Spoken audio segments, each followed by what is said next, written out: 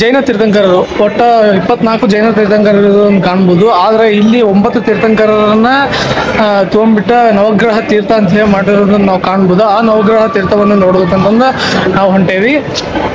ಹೋಗೋಣ ಬರ್ರಿ. ಬಸ್ ಯಾವ ಸಿಗತ್ತಿ ನೋಡೋಣ. ಬಸ್ಗಳು ಯಾವ ಬರ್ತಾವೆ, ಅಲ್ಲಿ ಹೋಗಕ್ಕೆ ಹೆಂಗೆ ಹೋಗ್ಬೇಕು ಅನ್ನೋದನ್ನು ಸಹ ನೋಡೋಣ ಅಂತ.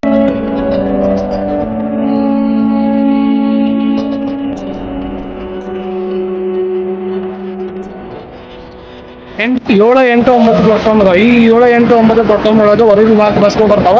ಅಲ್ಲಿ ಹೋಗ್ಬೇಕಾ, ಅಲ್ಲಿ ಹೋಗ್ಬೇಕು ನಿಮ್ಗೆ ಹೊರೂರಿಗೆ ಬಸ್ ಸಿಗ್ತಾವೆ. ತಡಸ, ಆಮೇಲೆ ಕುಂಕೂರ, ಆಮೇಲೆ ಮತ್ತಿಗಟ್ಟಿ ಅಂತ ಅಂದ್ಬಿಟ್ಟು ಬಸ್ ಅದಾವು. ಆ ಬಸ್ ಹತ್ತಿದ್ರೆ ನಿಮ್ಗೆ ಹೊರೂರಿಗೆ ನಿಲ್ಲಿಸ್ತಾರೆ. ಬೇರೆ ಬಸ್ ಹತ್ತಿದ್ರೆ ನಿಲ್ಸಂಗಿಲ್ಲ. ಆ ಬಸ್ಸಿಗೆ ಹೋಗಿ ಹೊರೂರಿಗೆ ಹೋಗ್ಕೊಂಡು ನೆಕ್ಸ್ಟ್ ಮುಂದೆ ಹೋಗ್ಬೇಕಾಗೈತಿ.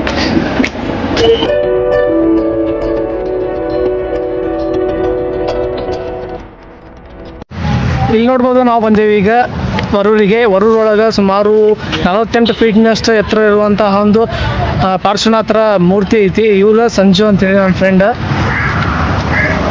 ಒಳಗೆ ಹೋಗೋಣ. ಅಲ್ಲಿ ನೋಡ್ರಿ ಕಾಣದ ನೋಡ್ರಿ, ಅದು ದೊಡ್ಡದು ಕಾಣತ್ತಲ್ಲ, ಅದು ಪಾರ್ಶ್ವನಾಥರ ಒಂದು ಮೂರ್ತಿ. ಅದು 48 ಫೀಟ್ ಐತಿ. ಅದ್ರ ಕೆಳಗೆ ಹಿಡಿದು 61 ಫೀಟಿಂದ ಇದನ್ನ ಸ್ಟ್ರಕ್ಚರ್ ಐತದ. ಬಟ್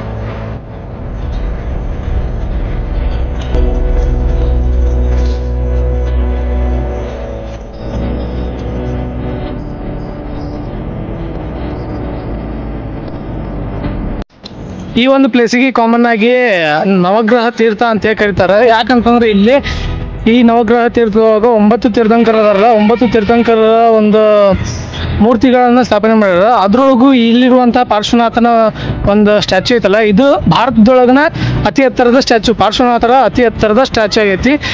ನೀವು ನೋಡೋದಾದ್ರೆ ಜೈನ ಧರ್ಮದ ಒಂದು ತೀರ್ಥ ಸ್ಥಳ ಅಂತ ಹೇಳ್ಬಿಟ್ಟು ಸಹ ಇದನ್ನು ಕರಿಬೋದು ನಾವು.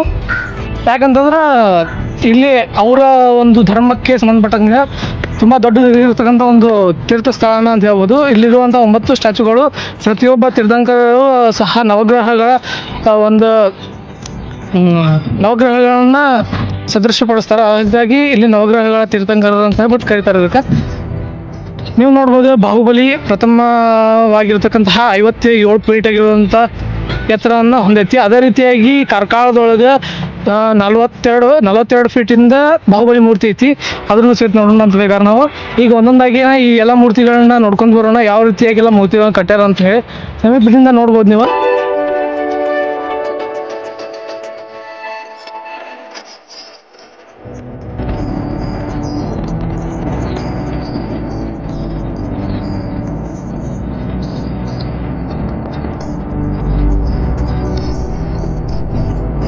ಈಗ ಕಾಮನ್ ಆಗಿ ನೀವು ನೋಡಿದ್ರೆ ಅಲ್ಲಿ ಬಣ್ಣಗಳು ಇಲ್ಲದೆ ಇರೋದೈತಿ. ಇಲ್ಲಿ ನೋಡ್ಬೋದು ನೀವು ಬಣ್ಣಗಳನ್ನ ಕೊಟ್ಟಾರ.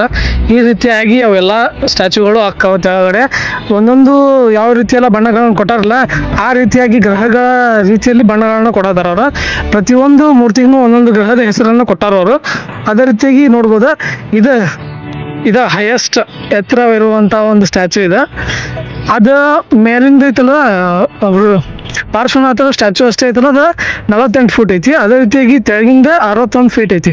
ಎರಡು ಕೂಡಿದ್ರೆ 109 ಫೀಟ್ ಆಕೈತಿ.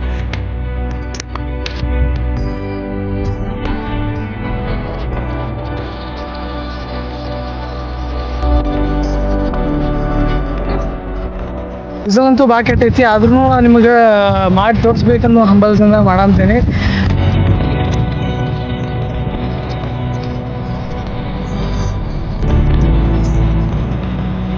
ಇಲ್ಲಿ ನೋಡ್ಬೋದು, ಇದು ಪಾರ್ಶ್ವನಾಥರ ಒಂದು ಮೂರ್ತಿ.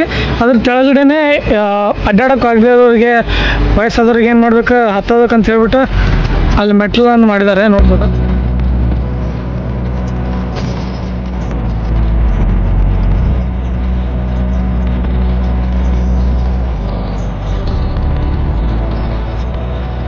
ನೋಡ್ಬೋದು, ಇದು ಮುಂದಿಂದ ನಿಂತು ನೋಡಿದ್ರೆ ಕಾಣಂಗ ಮೇಲೆ ಅಷ್ಟು ದೊಡ್ಡದೈತಿ.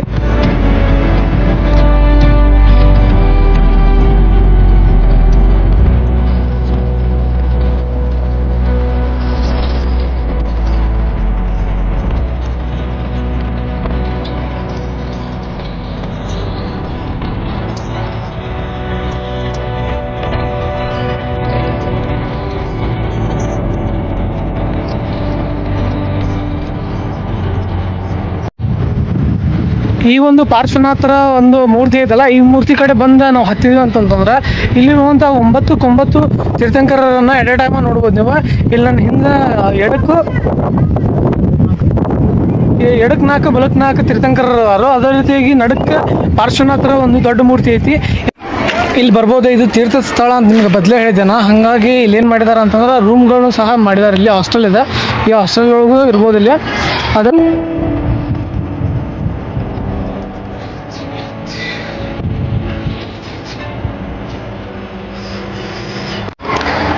ಈ ವಿಡಿಯೋದಲ್ಲಿ ನೀವು ನೋಡಿದ್ರಿ 9 ಜನ ತೀರ್ಥಂಕರರು ಇರ್ತಕ್ಕಂಥ ನವಗ್ರಹ ತೀರ್ಥವನ್ನು ನೀವು ನೋಡಿದ್ರಿ.